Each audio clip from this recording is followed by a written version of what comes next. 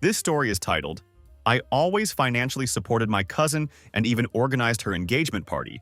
But when she said she didn't want me there, I made sure the celebration fell apart and left town to avoid seeing her." Subreddit. My name is Marcus, and I'm 31 years old. I work as an electrician here in Nevada, and I make decent money doing it. I'm not rich by any means, but I'm comfortable. I own my pickup truck outright, have a solid apartment, and I've been saving money for years. Unlike some people I know, I'm not an idiot when it comes to managing my finances. I have a sister named Veronica who's 28, and she's been the golden child of our family since the moment she took her first breath. Our dad left when I was 14, and she was 11, so it's just been me, her, and our mom Patricia ever since then. What I'm about to tell you will probably make your blood boil, because it certainly made mine. When our dad left, I basically became the man of the house at 14 years old. When mom couldn't afford groceries, I got myself a newspaper route to help out. I started doing random jobs for neighbors after school whenever I could find work. When Veronica needed new clothes for school because she absolutely couldn't be seen wearing last season's stuff, guess who worked construction gigs after classes to pay for those shopping trips? Every time mom's piece of garbage car broke down, which happened every other week it seemed, who do you think learned how to fix engines so we wouldn't have to pay some expensive mechanic? That's right. It was always me picking up the slack and figuring out solutions. Meanwhile, Veronica has never worked a real job in her entire existence. I'm talking never. Not even flipping burgers for a summer when she was a teenager. From the moment she hit puberty, she became obsessed with the idea of being an influencer. She's got maybe 3,000 Instagram followers, mostly thirsty guys commenting fire emojis on her selfies. She calls herself a lifestyle blogger, or some similar nonsense, but what she actually is a professional gold digger.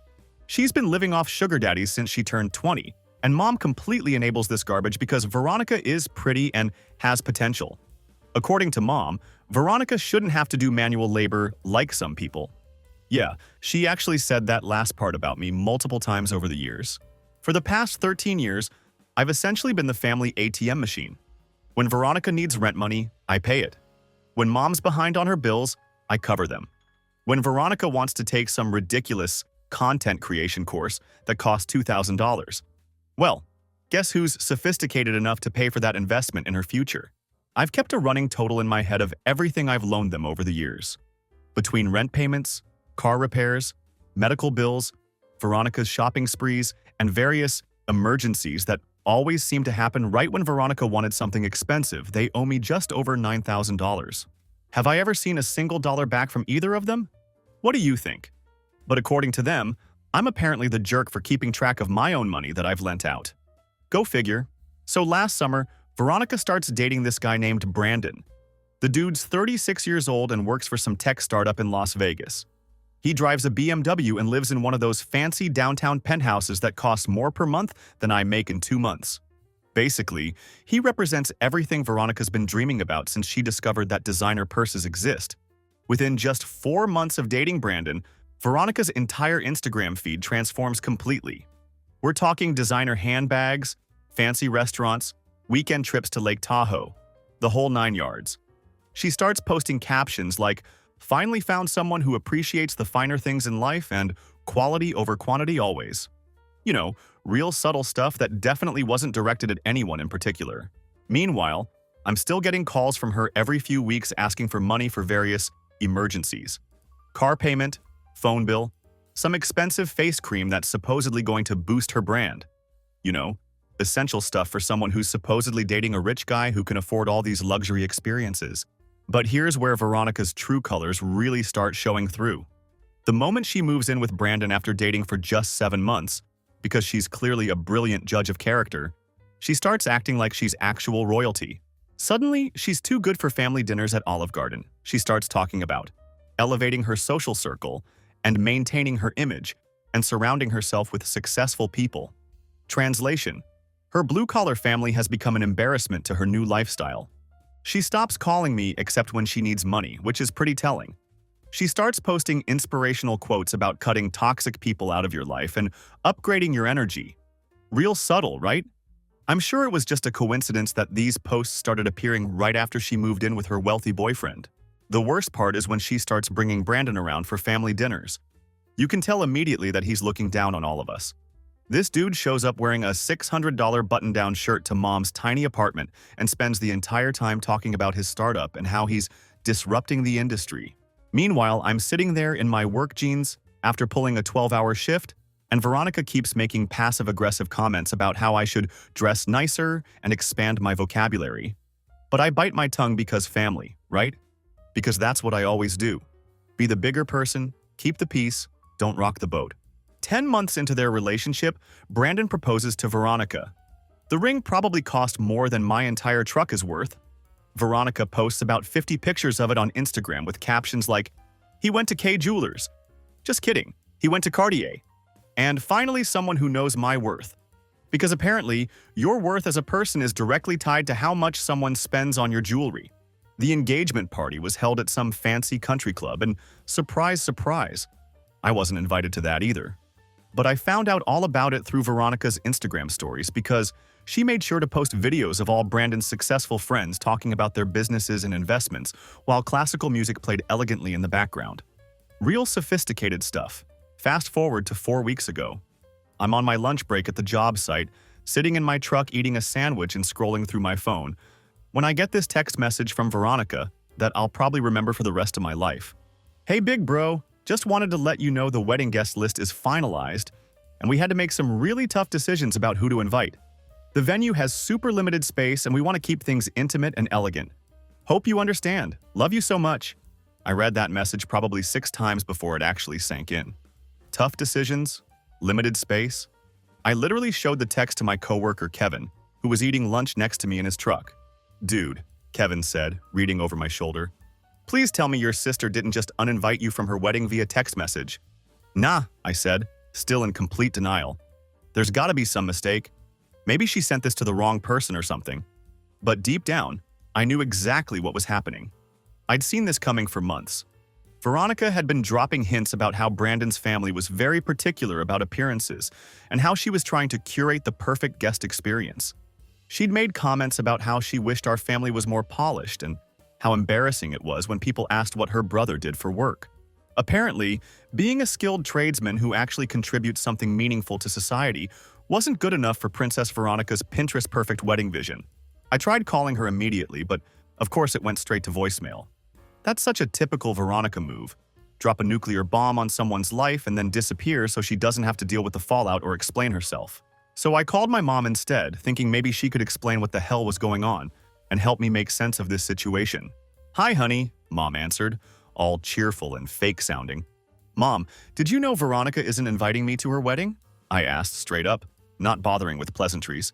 The pause that followed told me everything I needed to know. It was just long enough for me to realize that this was actually real, and that they'd already discussed it. They'd sat down and had an actual conversation about excluding me from this major family event, and both of them had decided I wasn't worth including.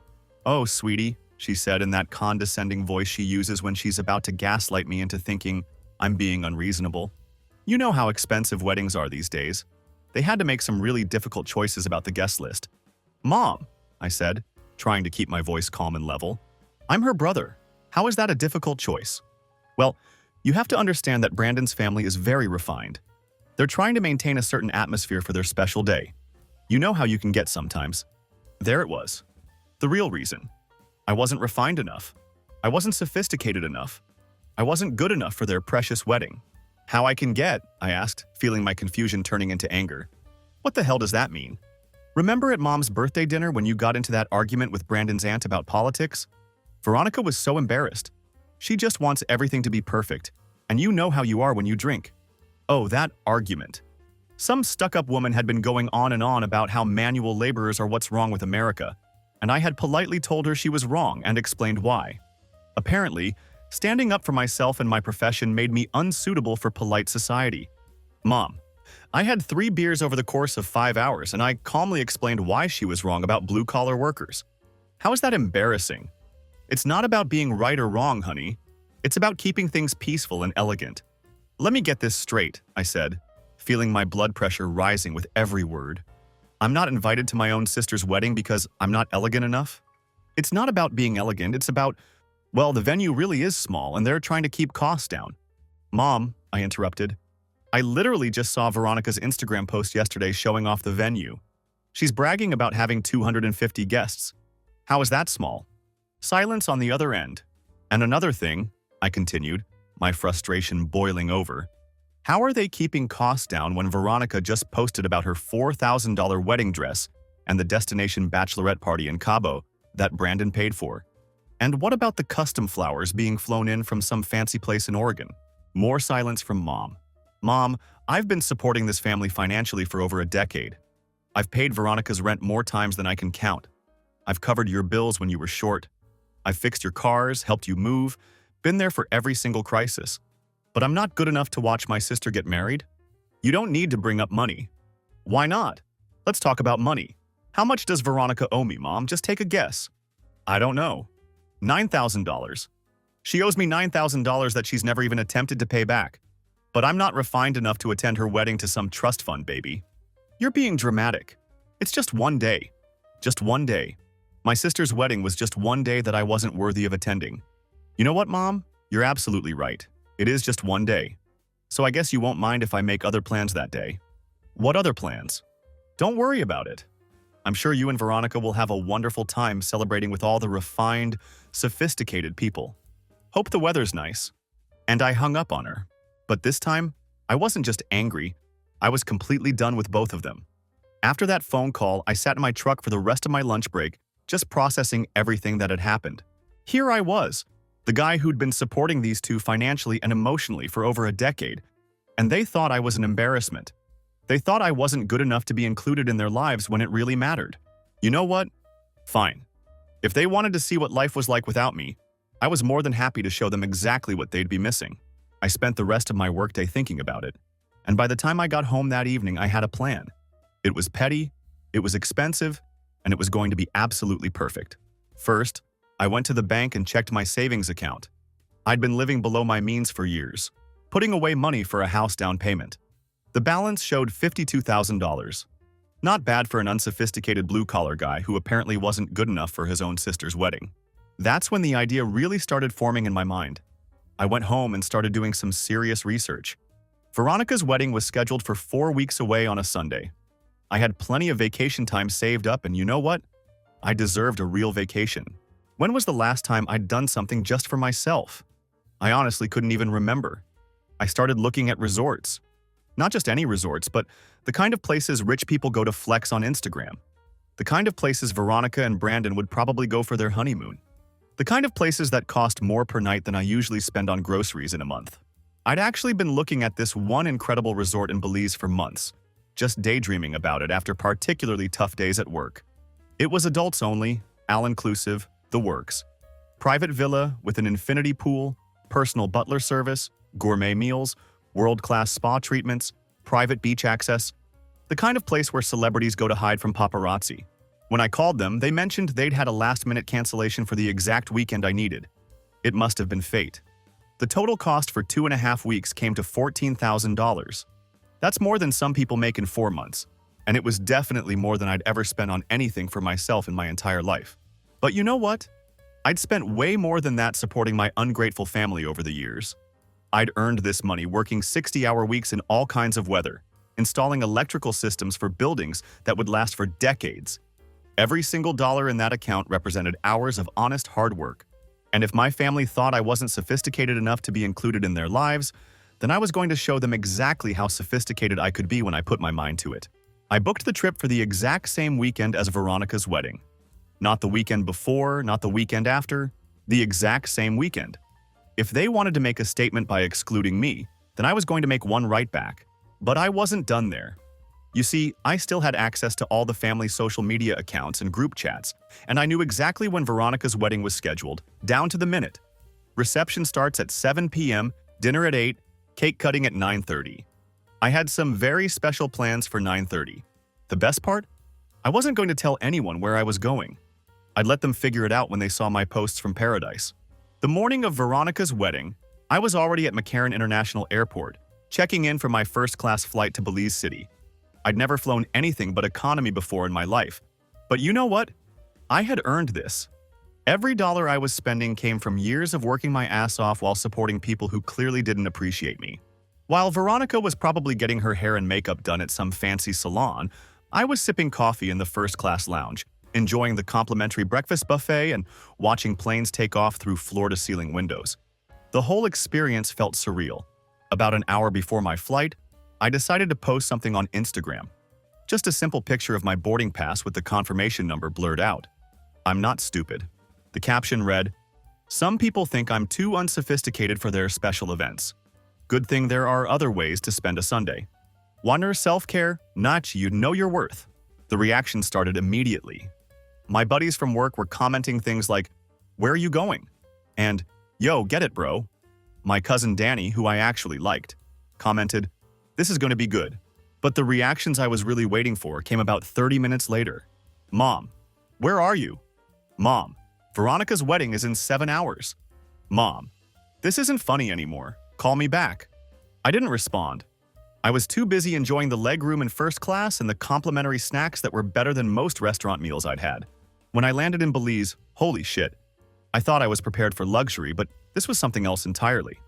There was a guy waiting at the airport with a sign with my name on it, wearing a crisp white uniform. He led me to a black Escalade with leather seats that probably cost more than most people's cars. The drive to the resort was like something out of a movie. We took winding coastal roads with the Caribbean Sea stretching out to the horizon, past tropical forests with mountains visible in the distance. The driver, who spoke perfect English, was telling me about all the activities available at the resort: deep sea fishing, snorkeling lessons, helicopter tours, ziplining through the rainforest canopy. When we pulled up to the resort, I literally said, "Holy shit," out loud.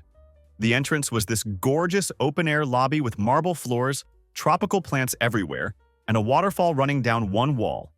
There were people in white uniforms everywhere, offering fresh fruit juices and cold towels to arriving guests. But my villa... Jesus Christ, my villa was something else. It was bigger than my apartment back home. It had a private infinity pool overlooking the ocean, an outdoor shower surrounded by tropical plants, a king-size bed with Egyptian cotton sheets, a living area with a 70-inch TV, and a mini kitchen stocked with gourmet snacks. The personal butler who came with the villa introduced himself as Roberto. The dude was probably in his 50s, spoke 4 languages, and had been working at luxury resorts for 25 years. He asked if I needed anything to get settled in. "You know what, Roberto?" I said, looking out at the ocean from my private pool deck. "I want to celebrate. It's my sister's wedding day and I wasn't invited because I'm apparently not sophisticated enough. So let's get sophisticated." Roberto smiled like he'd been waiting his whole life to hear those words. "I have just the thing, sir." 30 minutes later, Roberto came back with a platter of the most incredible food I'd ever seen. We're talking fresh ceviche made with fish caught that morning, tropical fruits I couldn't even identify, artisanal chocolates, and fresh-baked bread that smelled like heaven itself. "This is just the beginning," Roberto said with a grin. "Wait until you see what the executive chef has planned for dinner." By this point, it was about 6 p.m. back home. Veronica's wedding was starting in an hour, and I was getting ready for the main event of my own little celebration. At exactly 7 p.m. Nevada time, 9 p.m. Belize time, I went live on Instagram. The sun was setting over the Caribbean, painting the sky in colors I didn't even know existed. I was floating in my infinity pool with the ocean stretching out to the horizon behind me, creating what had to be the most incredible backdrop anyone had ever used for a live stream. "What's up, everybody?" I said to the camera, making sure to get the incredible view in the background. So funny story. Today's my sister's wedding, but apparently I'm too unsophisticated to attend. Something about maintaining a certain atmosphere. I started getting viewers immediately. 20, 60, 120 people. More than I'd ever had before on any social media post. Now, I could sit at home feeling sorry for myself, I continued, or I could show y'all what real sophistication looks like.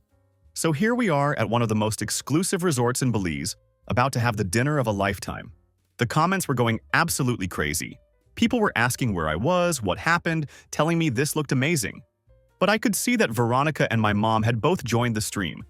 They kept joining and leaving, probably freaking out about what I was doing. That's when Roberto appeared with a team of servers carrying what looked like enough food for 12 people.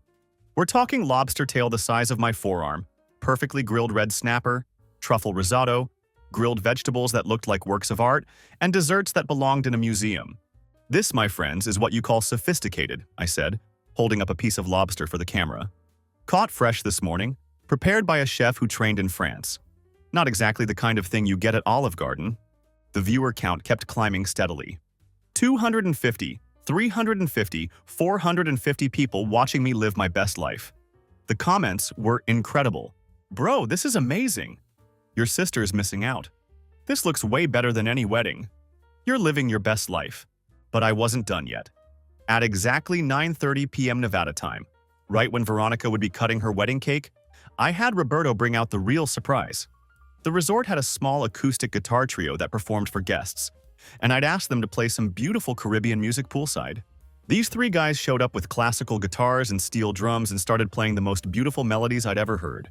And this, I said to the camera as the musicians played behind me, is how you celebrate when you know your true worth. Salute to everyone who's ever been told they weren't good enough.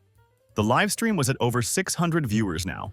Comments were flying by faster than I could read them. People were sharing the stream, tagging their friends, absolutely loving the guitar music. But the best part? I could see that Veronica had rejoined the stream and was watching. She stayed on for almost 15 minutes while I ate gourmet food and listened to live music in paradise. I ended the stream with the guitarist playing beautifully in the background and me raising a glass of sparkling cider to the camera. Remember, family isn't about blood, it's about respect. And sometimes the people who are supposed to love you the most are the ones who respect you the least. Don't let anyone make you feel like you're not enough. Peace out, beautiful people. After the stream ended, I tipped the musicians $300 cash and told them they were absolutely incredible.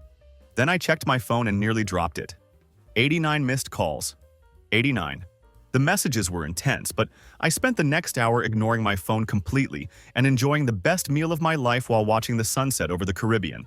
Roberto had arranged for a private dinner on the beach with candles and everything.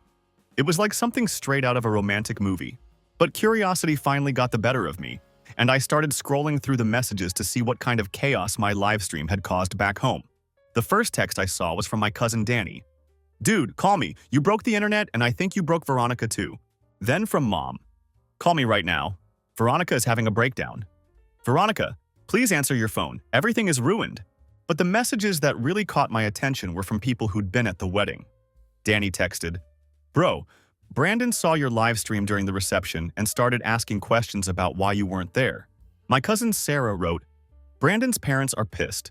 They had no idea Veronica excluded her own brother." Danny again, "Brandon and Veronica are arguing. This is getting bad." I called Danny because he was the only one I trusted to give me the straight story without trying to guilt-trip me into feeling bad about what I'd done. "Dude," he answered immediately, "you're not going to believe what happened. Your live stream caused major drama at Veronica's wedding." "What do you mean?" "Okay, so during the reception, Brandon's dad was talking to some people about family values and how important it is to stick together. Someone mentioned they saw your Instagram live stream and were asking where you were. Brandon's dad had no idea you weren't invited." "Oh shit." So he asks Veronica where her brother is, thinking maybe you were sick or something. Veronica gets all uncomfortable and tries to change the subject, but Brandon's mom starts pressing her about it. Finally, Veronica admits she didn't invite you because the guest list was too long. And Brandon's dad is confused. He's like, "You didn't invite your own brother to your wedding?" Veronica tries to explain about keeping things small and elegant. But then someone shows Brandon's dad your live stream. I was grinning so hard my face hurt. "No way. Dude, Brandon's dad watches your whole live stream right there at the reception. Sees you in paradise with the guitar players and everything. And he's like, 'This is the brother you said wasn't sophisticated enough?'" And Veronica just starts getting defensive. It gets worse though. Brandon comes over to see what's happening, and his dad shows him the live stream too. Brandon starts asking Veronica about what you meant when you said you weren't sophisticated enough. And Veronica breaks down and admits she thought you'd be embarrassing because you're blue collar. Holy shit. Turns out Brandon actually grew up in a working class family. His dad was a plumber before he started his own company. Brandon had no idea Veronica looked down on blue collar work. He starts asking about your job, and when he finds out you make good money as a skilled electrician, he's like, "What the hell is wrong with you? That's honest work and that's good money." Then someone mentions that you've been supporting Veronica financially for years, and Brandon gets really upset. "Gets upset how?" I asked. He starts questioning Veronica in front of his parents about how she's been using you and how wrong it was to exclude her own brother. Veronica tries to defend herself, saying she was just trying to maintain a certain image.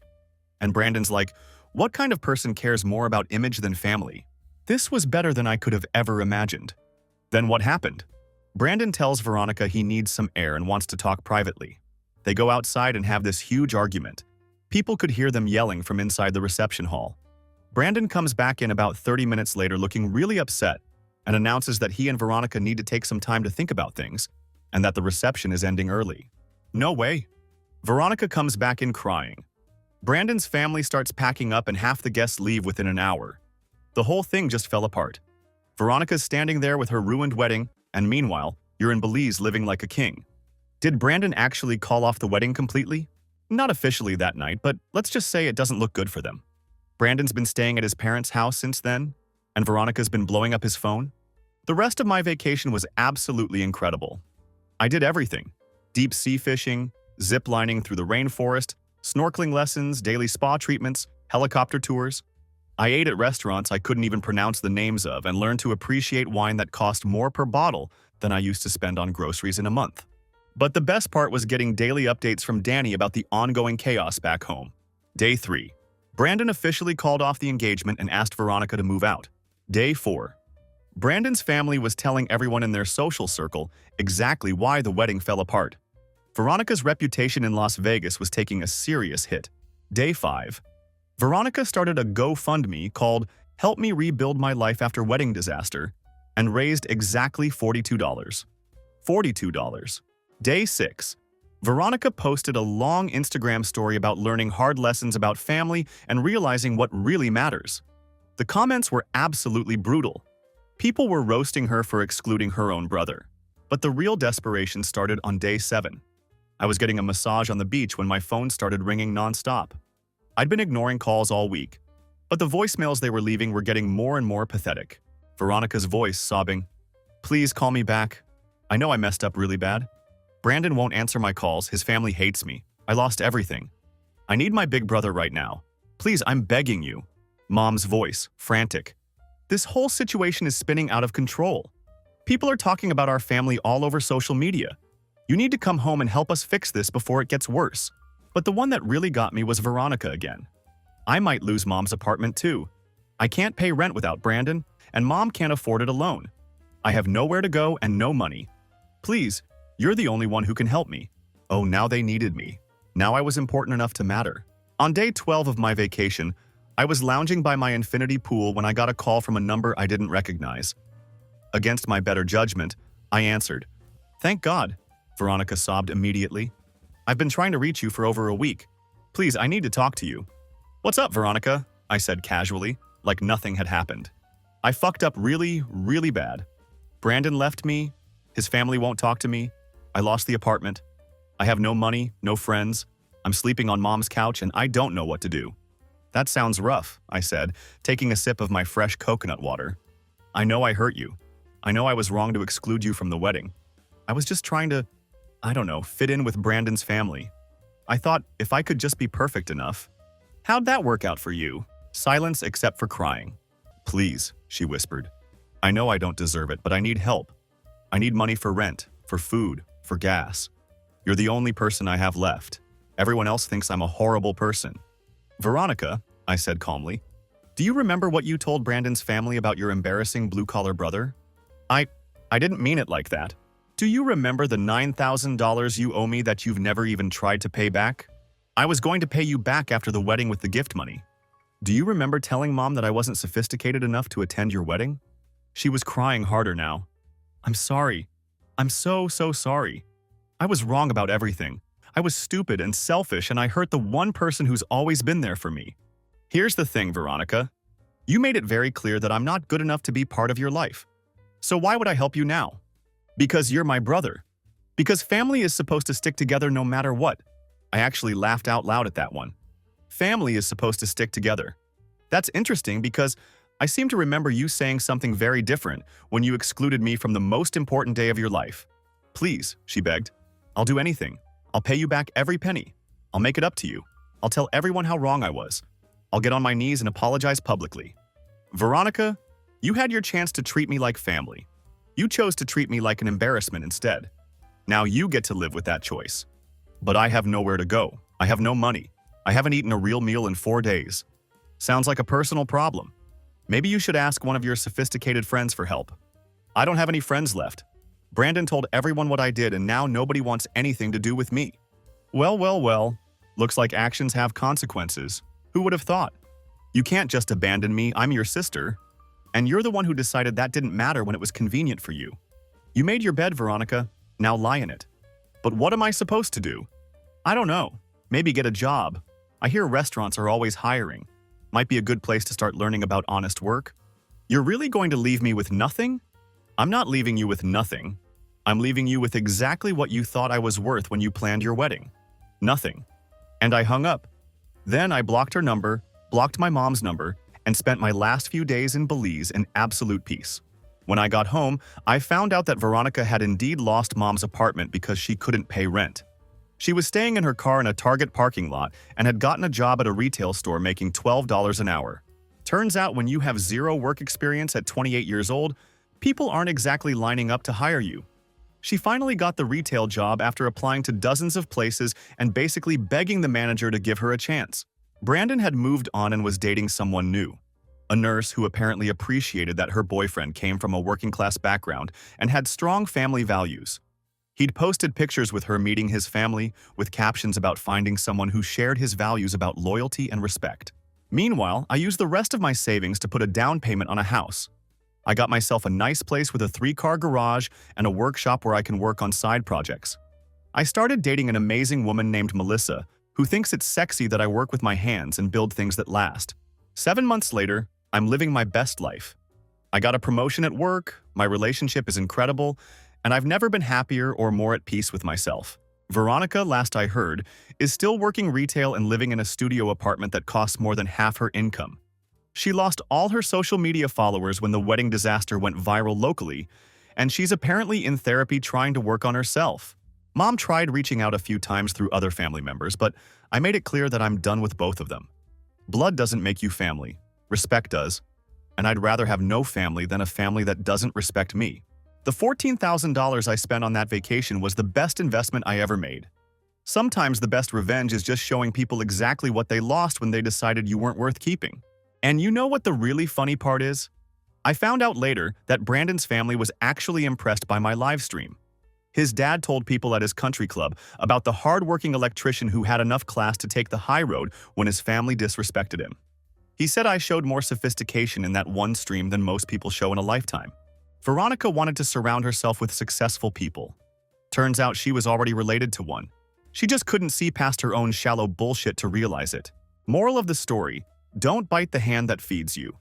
And if you're going to exclude someone from your life because they're not good enough, make sure they're not the one keeping your life together. Because when that support disappears, you might find out real quick who the sophisticated one really was. TLDR. My sister excluded me from her wedding because I'm a blue-collar electrician and not sophisticated enough for her rich fiancé's family. So I spent $14K on a luxury vacation in Belize the same weekend and live-streamed it during her reception.